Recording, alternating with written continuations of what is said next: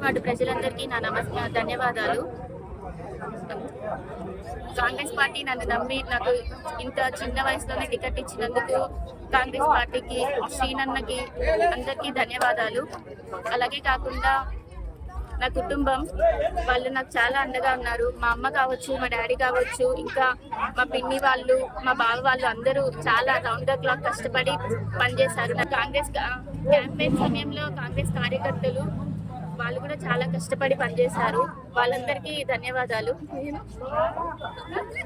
మమ్మల్ని నమ్మి గెలిపించినందుకు ధన్యవాదాలు. మేము ఇచ్చిన హామీలన్నీ నెరవేర్చడం జరుగుతుంది. అంతేకాకుండా అందరికీ ఇళ్ల స్థలాలు ఇవ్వడం జరుగుతుంది. మార్చి నెలలో